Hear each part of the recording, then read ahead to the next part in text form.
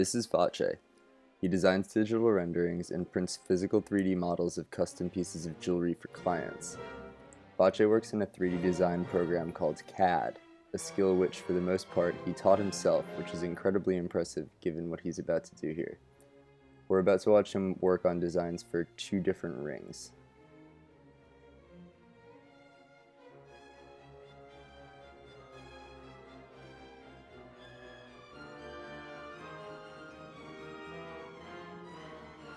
Here, Vace is preparing for the placement of the diamonds on the client's model.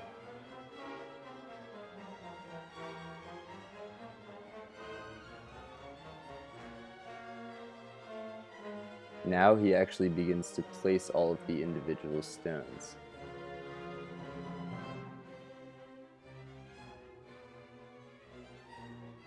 Once he's satisfied with his placement in the first region, he clones the sequence of jewels to the remaining sides of this portion of the ring. He then moves on to the creation of the full structure of the ring itself. He starts by examining the piece from all angles, making minor readjustments if he notices any inconsistencies. The brown and blue pegs signify the placement of small holes for the stones to rest inside, which Vace carves out digitally. The final image he's about to show us is referred to as a 3D wax. So now that we've got an idea of how he works, let's move on to a brand new ring design. This is going to be a wedding band with marquees and squares. He begins with a full box, which he empties to create space for the diamond. Next, he orients the individual squares onto a circular spine and spaces them accordingly.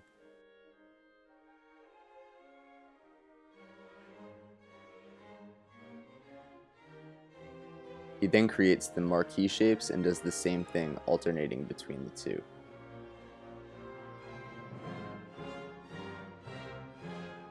He creates a braided element and places it within the hollowed marquee shape, and clones it to the other side like he did with the diamonds in the first design. Finally, he creates the prongs of the ring and examines it in a realistic digital 3D rendering.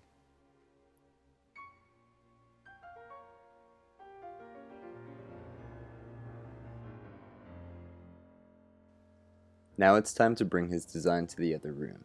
We're going to take a look at how Vace's 3D printer operates.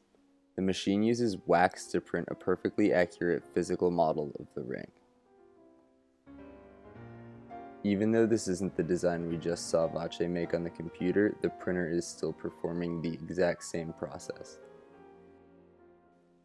So, thus completes Vace's role in the creation of a piece of jewelry. Let's move on.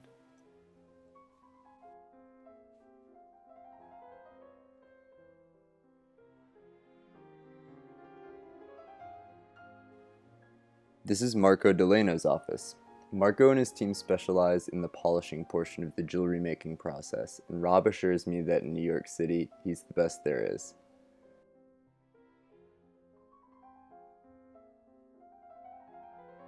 What we're looking at now are various electronic plating instruments. This simple piece will be the foundation in which an intricate array of diamonds will sit, and what happens here is the first step. First, she removes the piece from a boiling pot.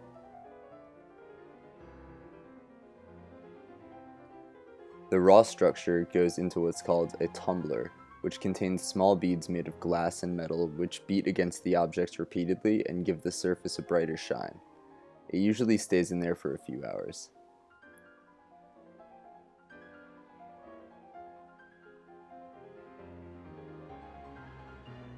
The man you see here is actually Marco's son. Once he removes the piece from the tumbler and cleans it, he brings it over to Marco for polishing.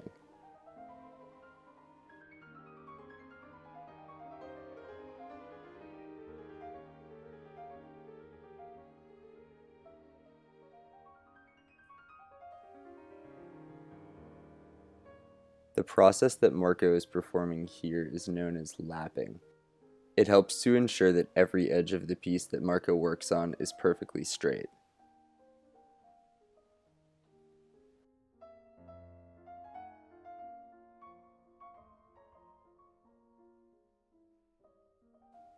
He makes sure not to miss anything, getting in between all of the prongs and using different compounds for different areas to ensure it has a bright finish before the diamonds are eventually set.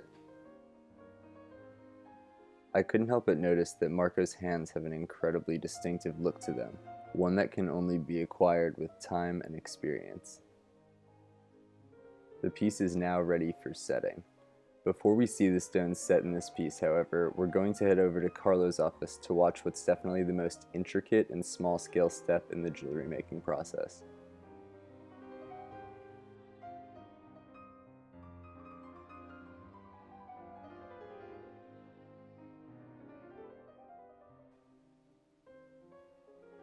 This is Carlo's office. We can see him hidden behind this statue in what anyone might confuse for a science lab. Carlo is a micro-pave artist with an emphasis on the word artist.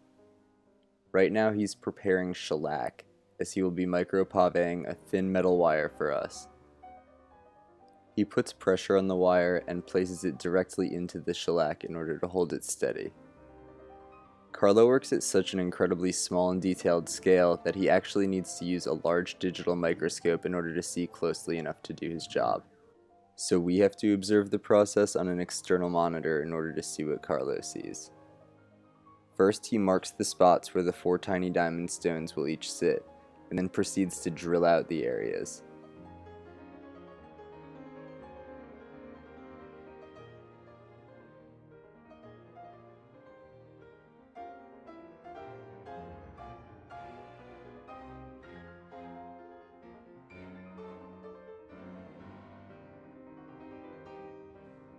Once he creates space for each diamond, he places it within its setting in order to make an initial assessment as to its fit.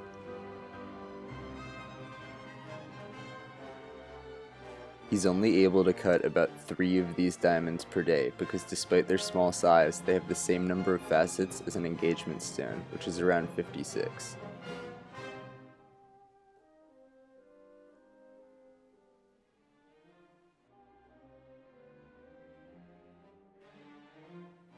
He carves in slight grooves so that each stone can sit further down within its setting.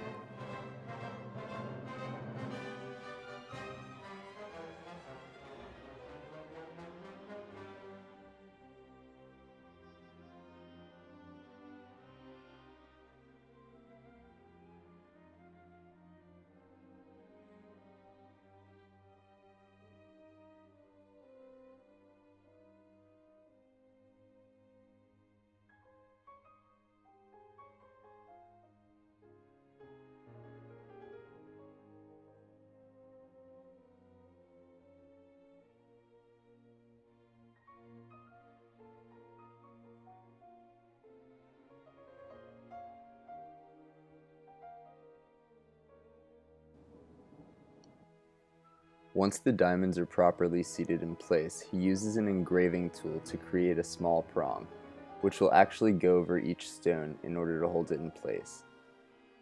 Then, he clears away the excess metal from around each prong. This is why the process is called pave, which is the French word for pave. He is essentially paving into the small stone and metal structures.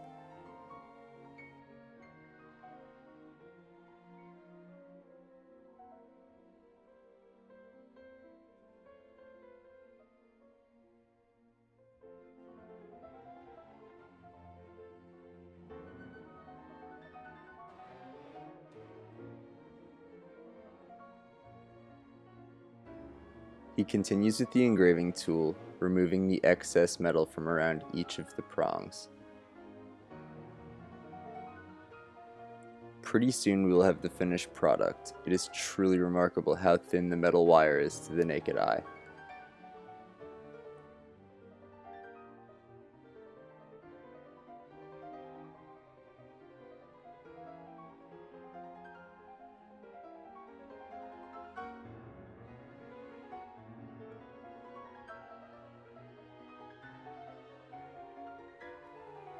We took a quick walk over to Eddie's office. Eddie is a setter and he's going to be working on the piece that we left in Marco's office earlier on. Right now he is selecting the individual diamonds that he will be using in the piece. He sifts through piles and piles of miniature stones to find the perfect ones by running them through these metal filters, each of which contain holes with slight variations in diameter. Once the stones are chosen, he drills open each designated spot to allow every stone to sit properly in a process called pinpoint setting. In this type of setting, the prongs already exist. Watch as he individually sets each and every stone by hand.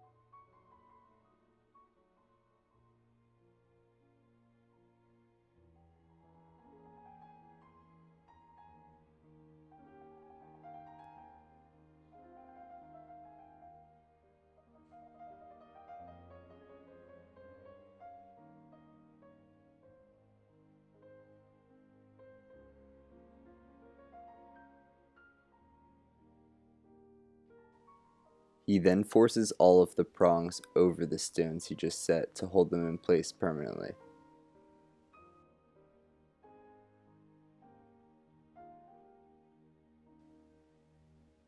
Finally, he begins to place the center stone. This is actually the client's diamond, which is essentially being recontextualized or rehoused in a new setting.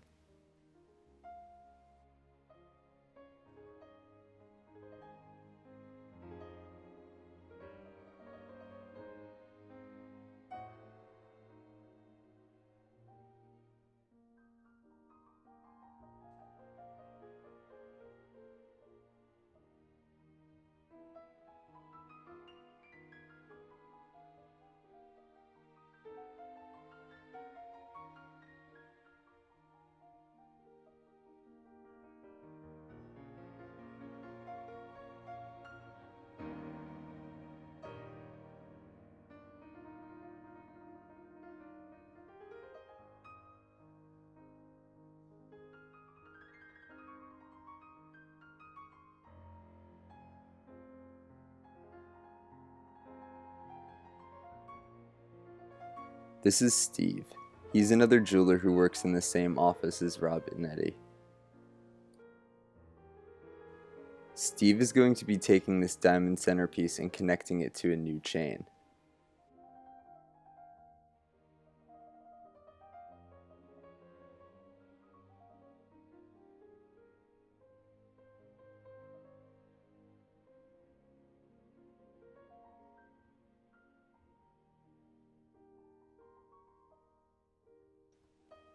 Once he has measured it properly, he divides the chain in half so that he can center the main piece. He also clips off a very small portion to ensure that the size is set perfectly. He uses what's called a Hulk torch to apply solder to one part of the chain. It's a process that can be done incredibly quickly, as Steve just showed us, but only if it's done perfectly.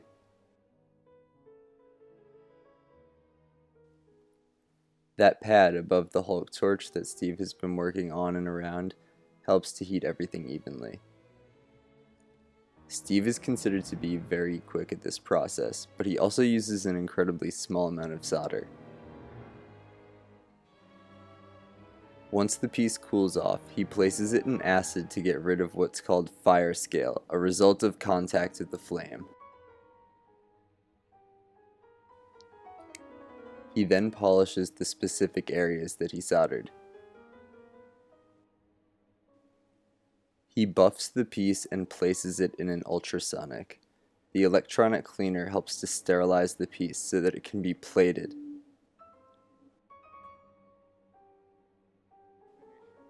He puts a platinum finish over the top of the area where he worked, as solder itself has a different color than the actual chain. Then, he plates the piece in a step called rhodium plating.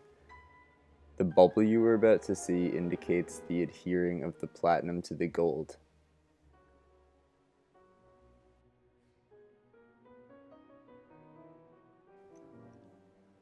Finally, we can see the original chain, side by side with its new finished counterpart.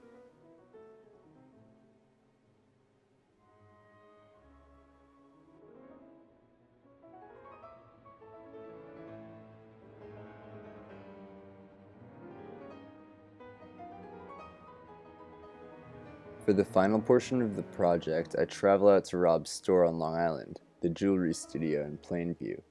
This is where everything eventually comes together. There's a large and diverse showroom in the front and a comfortable studio area in the back, where Marla can always be found creating any number of things.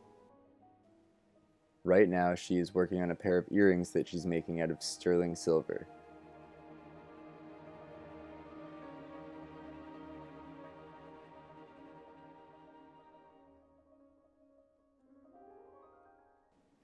After she properly shapes the earrings, she solders them together. Solder always goes towards heat, which is why it is used from both sides.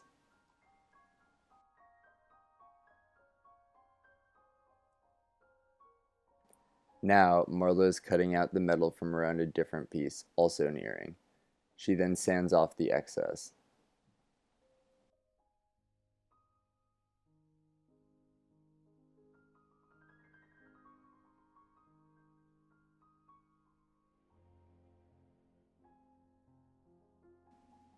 Later that afternoon, Marla shows me a technique where she pierces out various hand-drawn shapes into a piece of silver to eventually be used as a necklace.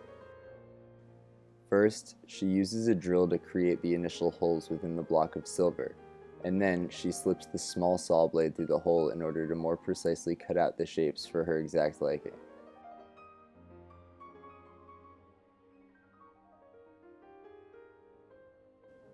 Marla then moves on to perform a process called fusing, which she will use to make a ring out of silver.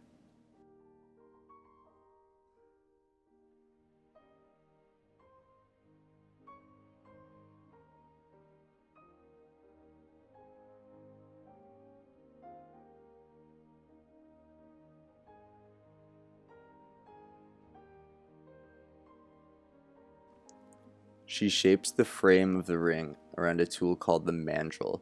She forms the ring into a perfectly round shape and applies what's called flux. Then, she sets it on a carbon block.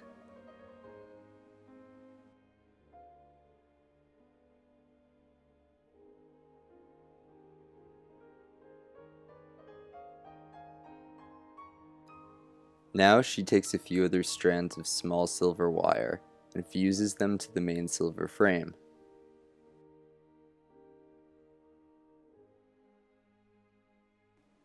Marla's unique approach to the creation of jewelry made it clear that her work and the work of all of the other jewelers throughout this process that we have seen is as much of an art as it is a craft or a service. Whether it be the process of creation or the end result, all of them exhibit a personal stylistic sense that is truly their own. The last step of all before selling a piece of jewelry is usually to photograph or catalog it. I caught up with Rob about a week later to photograph the finished ring that we saw Vache designing and printing in the beginning of the film.